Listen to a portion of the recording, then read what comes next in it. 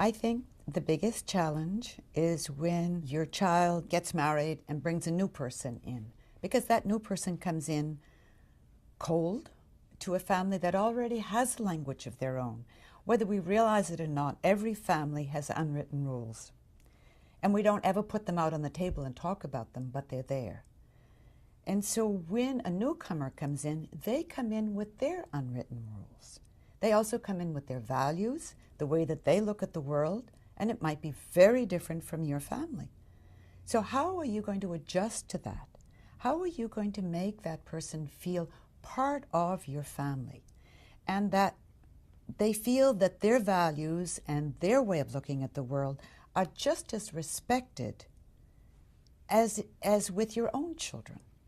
Because the whole idea behind this is to build trust.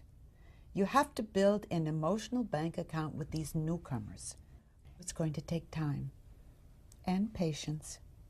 And you have to, again, give up your own ego, because you have to be able to listen to them. And you know what? They're going to have some good ideas. It starts with the attitude that the person takes.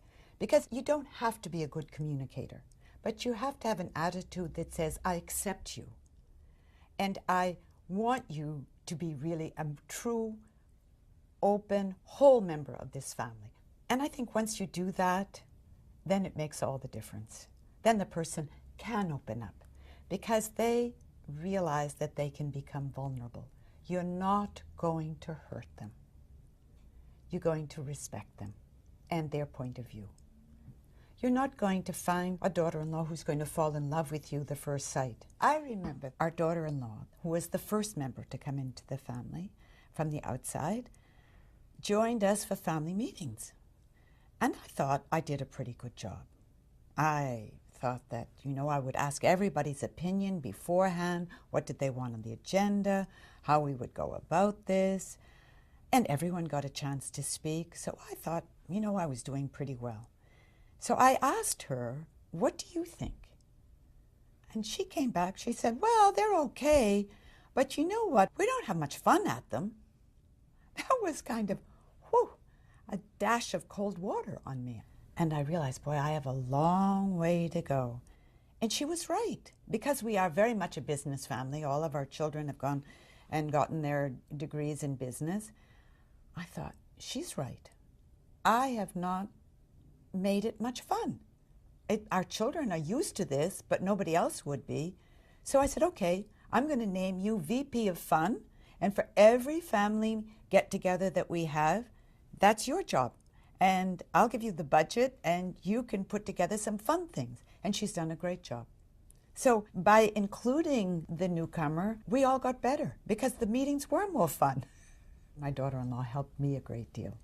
So she prepared the path for the ones that followed. I learned that I have to adjust my temperament to the new person coming in, because it's not going to go the other way. I have to let go of my ego and try and get close to them. And is it worth it? Yes, it is. It really is. Again, as we build that emotional bank account, we're saying, I respect you in all your wholeness, not just one part. I accept you for who you are. And that's when we can start to develop trust. And without trust, we have nothing. So it's worth it. But it does take time and patience.